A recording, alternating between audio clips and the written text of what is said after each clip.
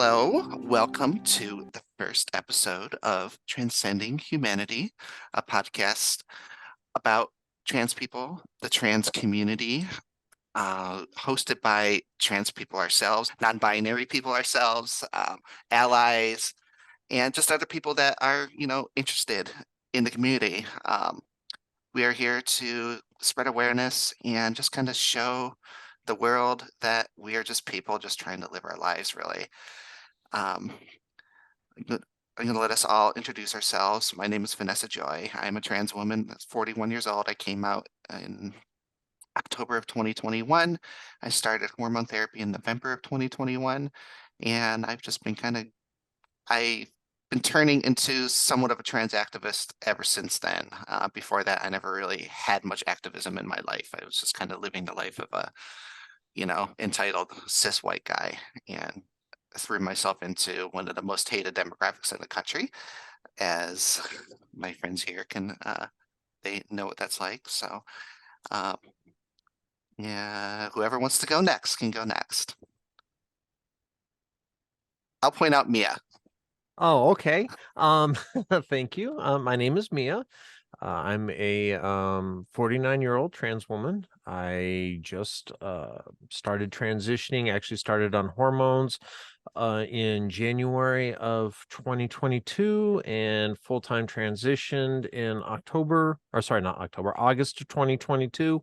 And I'm just like you, Vanessa. I really didn't have a voice beforehand. I lived in that very privileged world that I didn't need to have a voice. It didn't infect me at that point in time, but as I have grown into myself, I have definitely learned that not only should I have a voice for myself, but there's a lot of people out there that need my voice and our voice as well, because they're not able to speak for themselves out of fear of retaliation, out of just not knowing how to have those voices. So I'm very honored to be here. And I will go with Angela if she wants to speak next. Hi, I'm Angela. My pronouns are they, them, and my non-binary journey began when I was 37 and a half officially, although when I look back, it was before that. But it began with a diagnosis of breast cancer and having to go through a double mastectomy and treatment and reconstruction and thinking about what does it mean to honor this new body. And instead of allowing myself to feel trapped mentally that I failed as a woman, how can I set myself in a different identity that then frees me from that pressure? And that's kind of how all of this transitioning for me came about. And I only officially changed my pronouns at work and with my doctor, and in as many spaces as I've been able to so far, about 2.5 months ago. So this is still a very new journey. I'm 40 now. I will be 41 in October, and it's still evolving. It's still a journey. I still misgender myself, especially if it's really early in the morning and I'm tired. Um, but I just appreciate it when people make an attempt to realize that, my pronouns are important to me and they are, my identity is important to me. And I just appreciate it when anyone at all, whether they're in the LGBTQ community or not, actually makes an attempt to honor that identity for me and others like me. So that's really important. Definitely. And last but not least is Tamsin. Yeah, that's me. I'm Tamsin. I am a trans woman. I am older than 49, and let's leave it at that. I started my transition probably about 11 years ago. I accepted myself, and then 7 years ago, I started HRT. I came out at work in July of 2021. It was pretty much an event that was a non-event. It was rather simple. I was way more in my head than I needed to be about it. But a funny thing happened on the way to that event or after that event. I became a voice and I became someone that people were inspired by that I didn't, that was an unexpected thing. There's 3 people that followed me in transitioning at my company since. I'm no longer with the company, but that's a different discussion for a different day. Um, and then I got to speak about my story at Out and Eagle Workplace Summit last year and talk about my transition on the job and share out how we created a document to support our trans individuals in the company. And that was like a really powerful thing.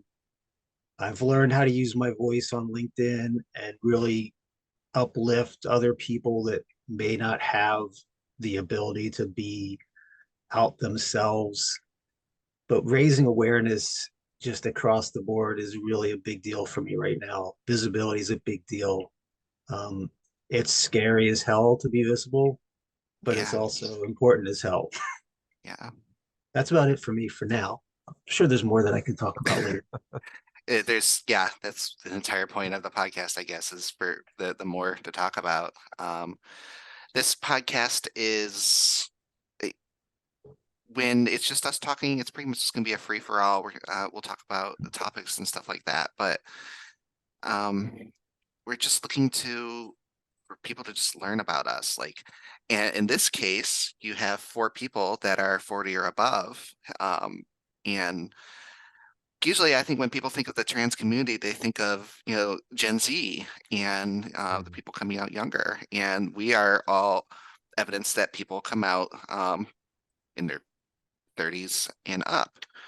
And I think that brings some unique challenges in that, especially people that go on hormones, like our bodies have already completely changed based on the hormones with the sex assigned at birth.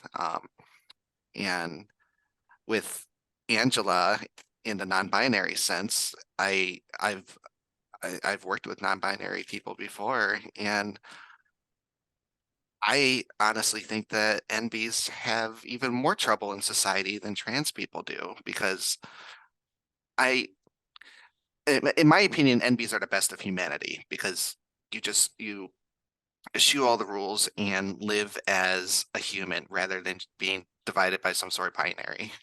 I'm guilty of defining myself on the binary. But in my opinion, NBs are they're a group of people that I look up to. But I also think that society doesn't know what to think about people, non-binary, gender non-conforming people. I mean, right down to all of the forms and stuff that you fill out. Especially job hunting, you get to choose male or female or prefer not to disclose. So Angela, how has your life just been impacted by all these little things? What do you see in Actually, I want to talk about that for a second, because what I have found is that the degree to which you are accepted as a transgender individual coincides with the degree to which you can pass as the way society prefers to see your gender. yes. So you are more validated as a trans person when you look, and I'm using air quotes here since you can't see me, when you look like the gender to which you are moving toward. So we want, as humans, we need to put things into neat little boxes. We need to be able to label something, to define something, to define the parameters of something. We need to do that. And as a non-binary person, you are very intentionally ensuring that you do not do that. So for example, we literally 5 seconds ago just got invited to a friend's for Easter Sunday. And this friend is super religious, very straight-laced, very steadfast in her views of what gender embodies. Um, she's also older. So, I was joking with my wife, hey, do you want me to break out my tie collection? I'll really, I can really like, study up just for that day. You know what I mean? Like, just to like have fun, and we joke about it, but being non-binary, you are even more conscious of how you're presenting. because you very firmly have to stay in the middle if you want to truly be seen as non-binary. Because what everybody's head is doing is going, well, what are you really? Okay, you say you're non-binary, but what are you really? What's in your You know? pants? What's in your pants? Don't you wish you could get in my pants, is how I usually reply to that one. Yeah. Don't you wish you could find out, you know? And it's hard because we try to kind of stay, you know, in the middle.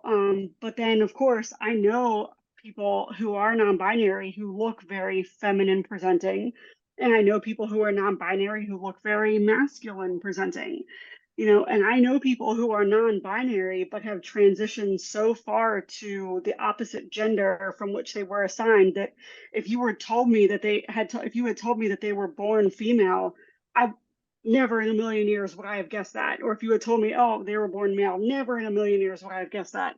But they use they them pronouns.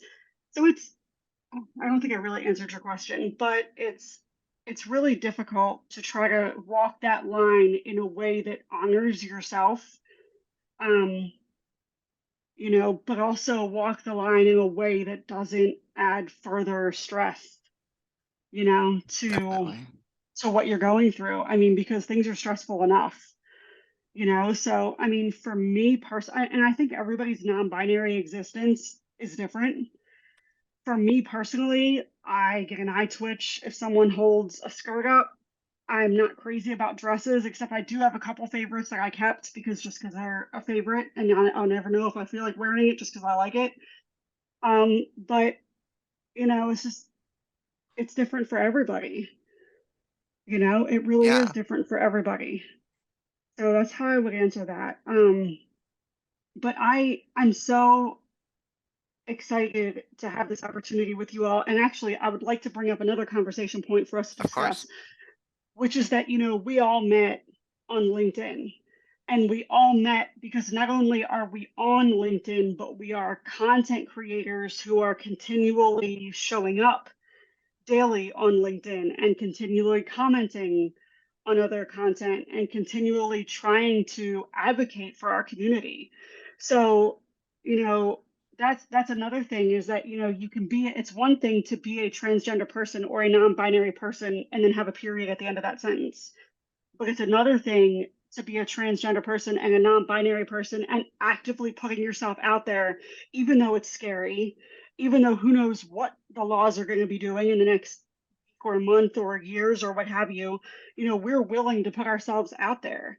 And what does that say about us, you know, as people? And I think so. I think we need to honor that. We need to talk a little bit about, you know, what prompted us to get on LinkedIn and what prompted us to begin our own advocacy journeys. You know, because it's one thing to believe in something, but it's another thing to advocate for it. Belief is silent, right? We can believe in something and not say a word. But if you want to advocate, you have to say a word. You have to make yourself known or heard or That is find a way to stand out. an amazing topic, especially very topical for our first episode too, because we did all meet on LinkedIn. That's how this entire thing got started. I don't even remember if it was me or who mentioned that a podcast should start up, but it's all of us have found that getting our voices out is a very important thing, and it's terrifying, and we're constantly under attack. Like I know I was found by Kiwi Farms, and another trans woman on LinkedIn that I follow was as well, and that's a hate group that we have to deal with. But that's part of what happens when we're going to be vocal and out and loud and proud in order to teach the world about our existence. It's the inherent danger with it, but I think it's also very important.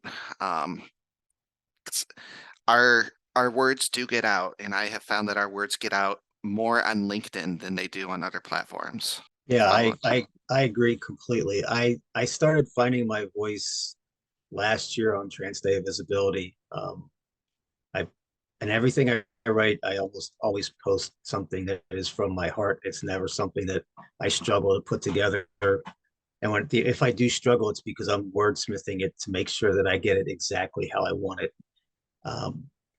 The biggest thing impact that I've had, I think for me was I met a woman on Social Saturday, and she has a trans son. And she reached out to me because she knew I was trans from like my LinkedIn profile, because she didn't have anywhere else to turn to for guidance. And she was looking for a trans person to talk to. And I became that person for her. Now we're friends. And she turned around and supported me when I was coming out to my parents, which was a big deal because they're in their 80s. And she had just recently told her parents about her son's transition. So, it's a two-way street. And what I really want to stress is the community that we have on LinkedIn is unbelievable. We have a bunch of amazing people there, trans people, non-binary people, parents of trans kids. It's just, and even allies, there are allies that are out there supporting us. It's just incredible what we have on that platform, what we can accomplish there. It's wonderful. It's so wonderful. LinkedIn was shall we say, societally dominant, cisgendered white male club for a long time, a very long time. And they're still holding And on. they are, but I was so happy to see how COVID really changed the trajectory of that, because naturally we're all human, so we're all still seeking community, and LinkedIn became a place where anyone could show up as their true selves and find a group of people that were like-minded. And I really didn't see that growth skyrocket the way it did until COVID. And I think there's something to be said for that, we will find community. People can try to stop us, people can try to silence us, but we will find community, and Exactly. and we will. I mean, there are people on LinkedIn that I am closer with than I am to blood relatives or to people who I thought were friends or what have you. And there's something to be said for that. There's something to be said for the empathy and the humanity and the compassion that is visible on that platform every day. Of Yeah. course, as Vanessa was saying, is the opposite visible? Yes, it absolutely is. But if you seek out, that community piece, it's there, in full visible glory every day. I love also you're seeing more and more people being held accountable, where people will post screenshots of harassing messages, and then those harassing messages get back to those the people sending the nasty stuff's bosses, and it actually shows it. People actually get in trouble. People can lose their jobs for being bigots, and it's such an amazing thing to see. No, absolutely agree with everything that all of you are saying. I really didn't get involved with my LinkedIn profile until very recently. Excuse me. Actually, a coworker friend of mine who's also transgender that transitioned a few years before me was the first person in our organization that actually transitioned at the company, and I just happened to follow in their footsteps, and I'm now the second person that has transitioned um, and not come in as transgender from the beginning. And they actually introduced me to our group on LinkedIn, and I will say that the response that I have gotten from people that wouldn't respond to me in other social media platforms like Facebook or anything else, coworkers, friends of those coworkers or other people in the professional community, I never would have gotten those responses for trying to find my voice and advocate um, anywhere else. If I've posted similar posts on Facebook and other platforms, and the ones that that people pay more attention to are or that pay the most attention are going to be those profiles that are on LinkedIn. And there definitely is a lot stronger community there. I have seen, I guess you'd say, my impact there be a lot more powerful, and even being able to tie into some of the advocacy that I'm doing through the company, through our employee resource groups posting and me being part of those posts and that being out there as well. It's just amazing how that positivity and that showing of who we really are and what we really stand for, and it goes out that all we want, like was said at the very beginning, is just to, be who we are. Everybody be who they are. We do our own things, we go about our lives, and we all have that happily ever after. And that's all what we're looking for. And the community on LinkedIn, it has been overwhelming, just due to the fact that I haven't experienced that before with any of the other platforms I'm on, but it's a very welcome overwhelming.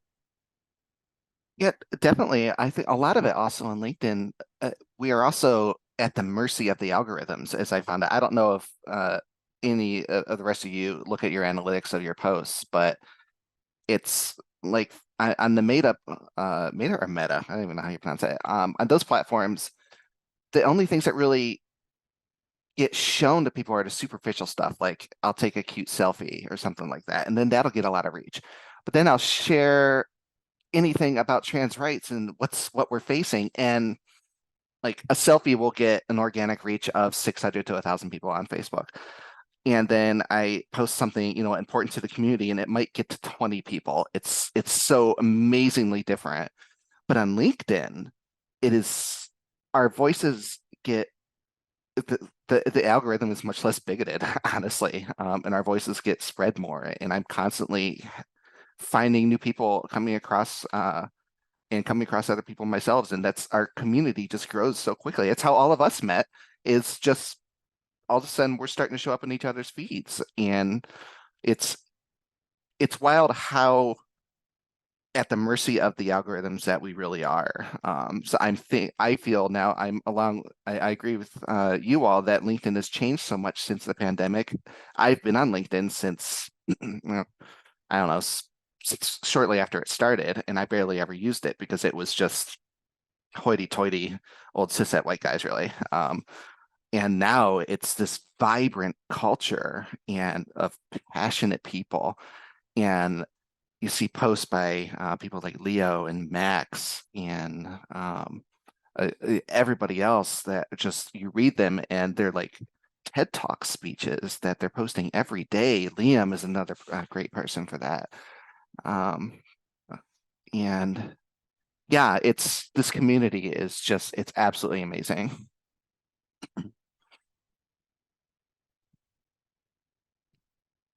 Dead air. Who wants to go next?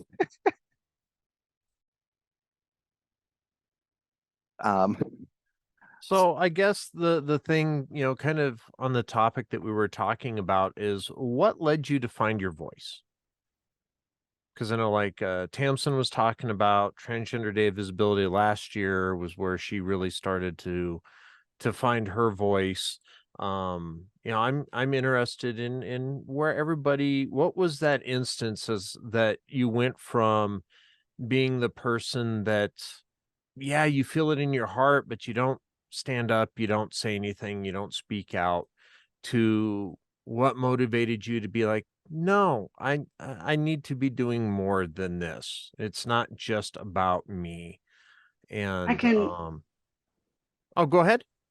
I can pinpoint mine to an exact time. January 12th, 2022 at 2:12 p.m., standing in the Bank of America lobby, in my hometown, in my current town. I was making a deposit for my wife. I am not, and after this, never will be a Bank of America customer, but I was making a deposit for my wife, and the teller had on 2 masks, a face shield, and there was also a partition, like a plastic partition between, us and her. Mhm. And she said something, and I couldn't understand her at all. And I said, well, I'm sorry, can you repeat yourself? And she said it again. And then I realized she had a really thick accent. And I was like, oh no, like this is not going to go well. And I said, I'm really sorry. I'm deaf. Do you think you could step back and pull your mask down, or maybe just enunciate your words a little more loudly. And she asked me if I could read. She said very loudly, "Can you read?" And I didn't know where this was going. And I said, "Yes, I can." And she proceeded to write down every question she had for me on paper and hold it up. And she would not engage with me verbally at all. And I heard people behind me snickering and laughing and shuffling their feet. And I was so beyond mortified and humiliated and embarrassed. And I finished the transaction and I got out to my car and I started crying. And I got on the Facebook Live with my deaf and hard of hearing group. And I, with about 17 different expletives, told them exactly what had happened, and how I felt. And that was my lightning bolt moment. Like, I literally was sitting there in my car going, this is it. Accessibility and inclusion is what I'm going to do. That's what I'm going to do. And actually, I was unemployed at the time because I was going through long COVID. I had had a really bad bout with COVID, being immunosuppressed as a cancer survivor. And my oncologist has said to me, "You cannot go back to elementary school teaching. Like, you can't. You're going to kill yourself if you do that with all the germs that you're going to be bringing home all the time." And the school district where I taught would not let me tap into like short-term disability or sick leave bank or anything like that. And I was not able to collect unemployment. So this was 7 months of not having any, 45% worth of our family's income. And I remember I was like, you know what, I'm going to go on LinkedIn. I don't know if I have anything worth saying. I don't know if anybody will care at all about my story, but I'm going to tell my story on LinkedIn. And I started telling my story and creating content. And I would just, think of something I wanted to share and just write it. And, slowly I began to gather a following. I think my first post saw like 4 views or something like that. And I was thrilled. 4, oh my God, I was so excited.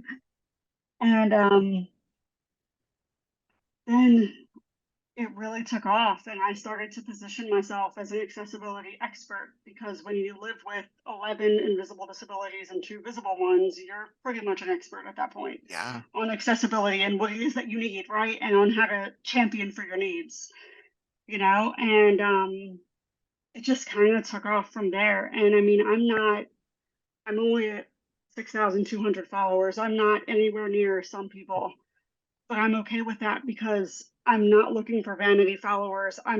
Are there things I could post that would get 30,000 followers in a day? Sure. Is that the authentic audience that I'm looking for? No. No.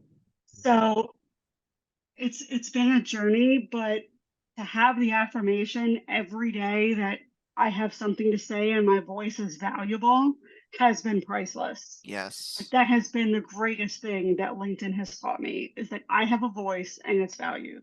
Yeah. Yeah, I feel the same way. It's the beginning of this year, and we started getting hit with all the anti-trans legislation.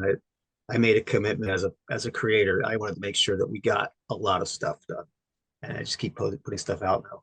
For me,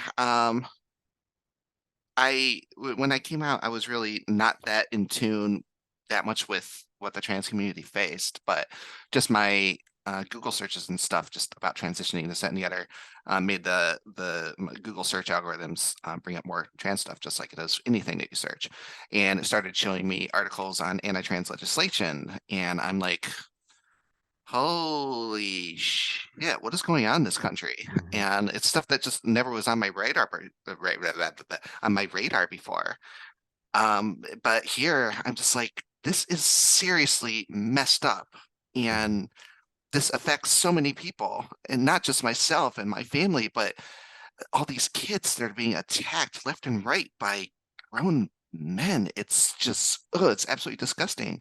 A quarter of the trans kids in the country no longer have access to gender affirming care. These politicians, rather than actually trying to fix things or try to sort out healthcare or homelessness, whatever, are going after kids as their primary focus. And it's just evil. And just all that lit a fire in me. And I was just like Angela. I started posting, and I first get, 4 views, 10 views, and I remember my first one that went quote unquote viral. I guess it has like 60,000 impressions now, and I'm just like, okay, whatever I'm saying is resonating with people. And overall, when I post, I usually don't schedule my posts. I usually post what is ever on my mind at the time. I only schedule something if I see something important that I'd like to share, and I want it to go out when I know people will see it. I'll schedule something for like Monday morning at 9. But otherwise, pretty much all my posts are spur of the moment, whatever is going on in my head at that time.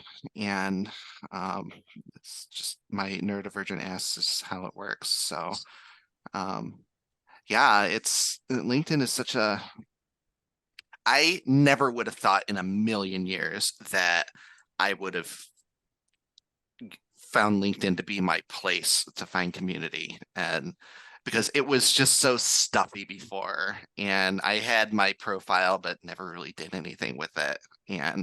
But wow, Yeah. as you all have said, it's like starting with the pandemic, it has transformed. And I hope it stays that way. You never know with the social media platforms what's going to happen, but um, I I'm appreciative of the platform and just being able to meet everybody. It's just so amazing. Definitely. Agreed. Yeah. I mean, as far as like for me, I fell, I guess you would say, into that trap of when I first transitioned. Yes, I had been aware of transgender issues, but it was one of those things where I didn't really feel how they impacted me. I will say I've been very fortunate when I announced at work that I was going to transition.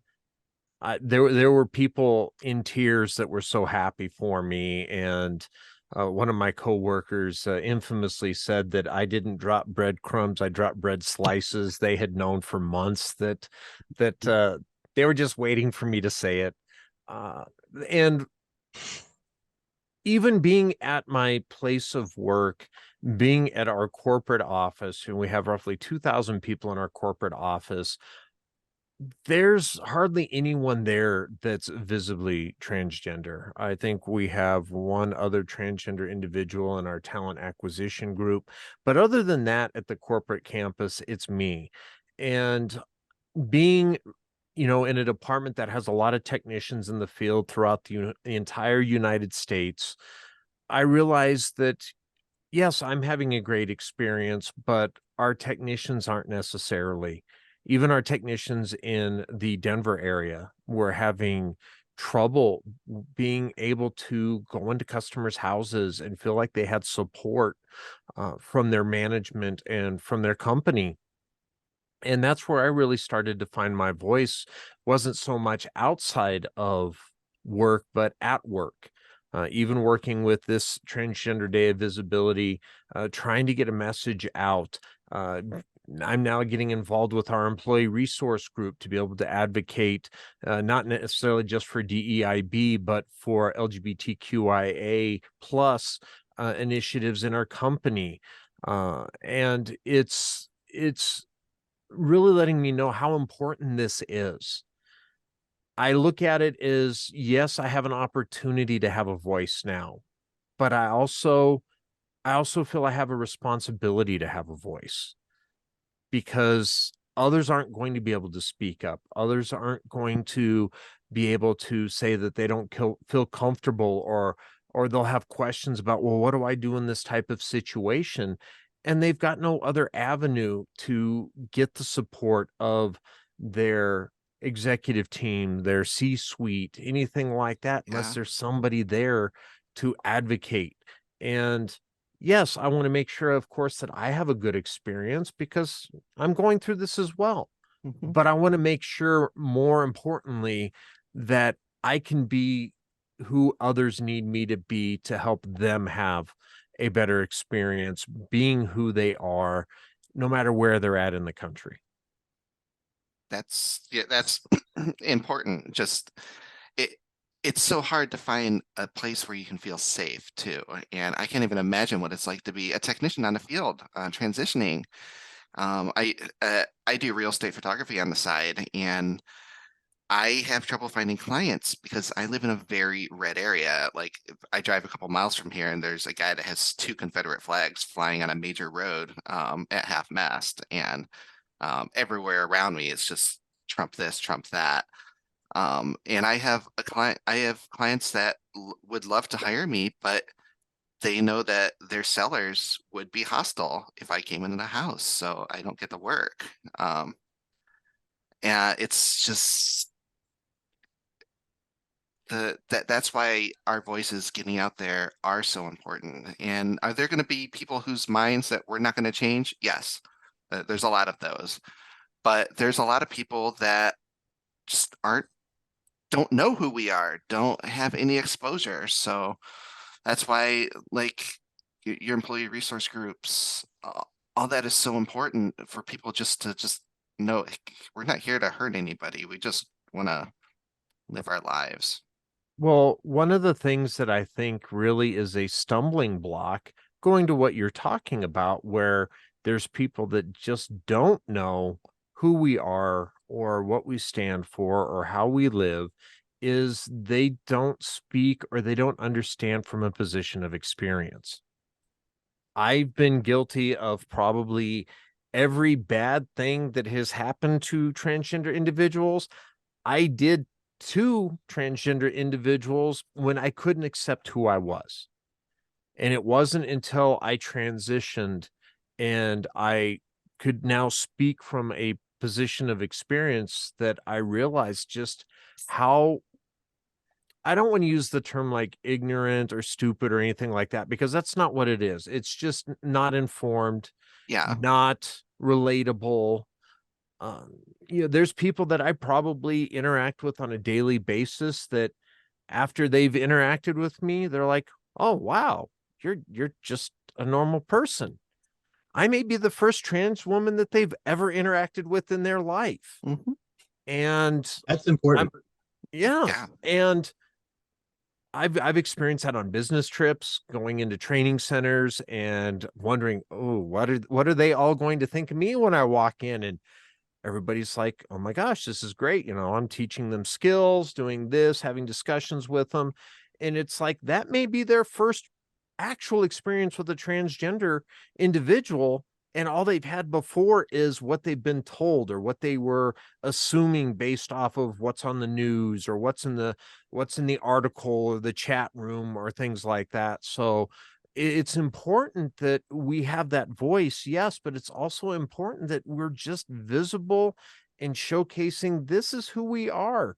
I don't bite. Come and talk to me. Come ask me questions. I'm an open book.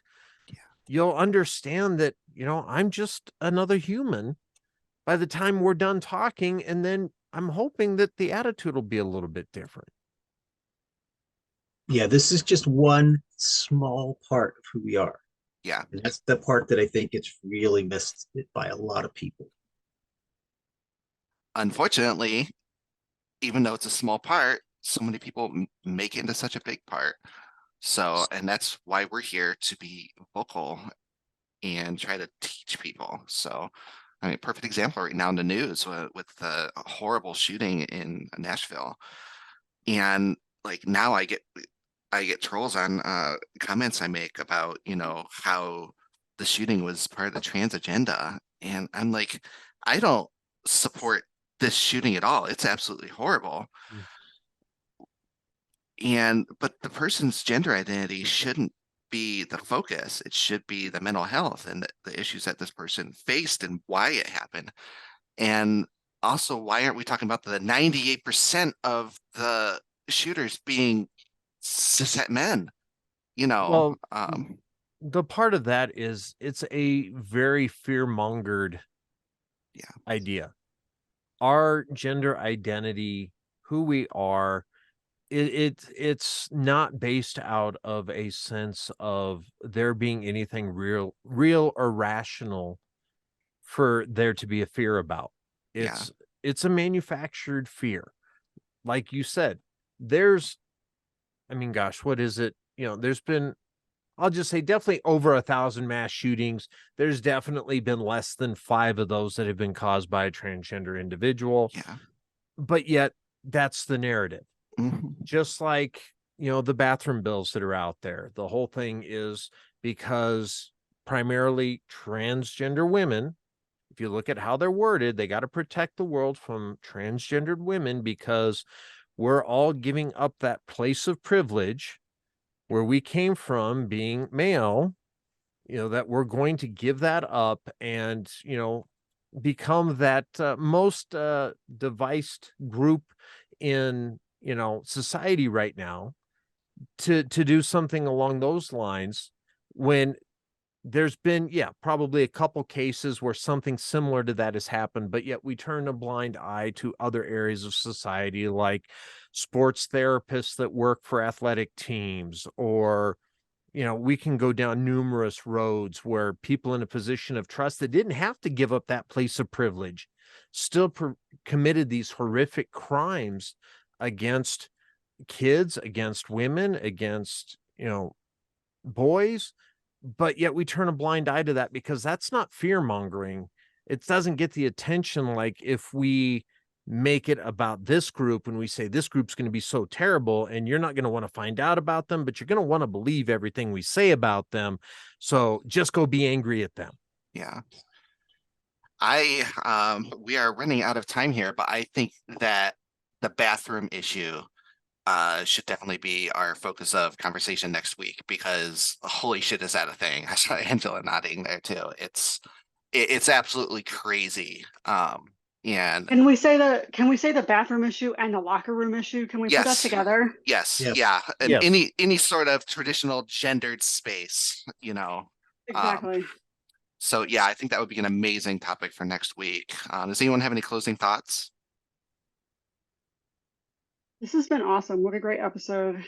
It has been Yeah, awesome. I think this has been a really good start to where we're going. I can't Yeah. wait to see where we go next and how we get Same. like this. This is a great group of people. It is. It is. I can't wait to start having some guests on here and stuff like that.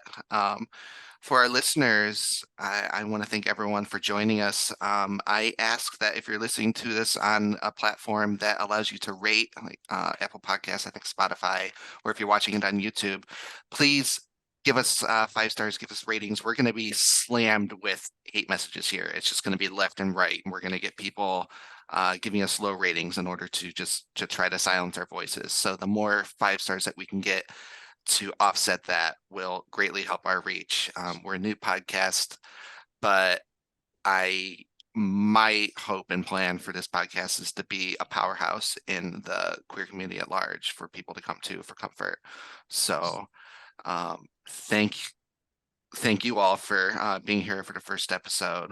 Well, thank you. And I can't wait for our next one. I can't wait to see where we take this. Thank you for hosting. Yeah, Yes, thank you. Absolutely. Thank you. of course. Thank you.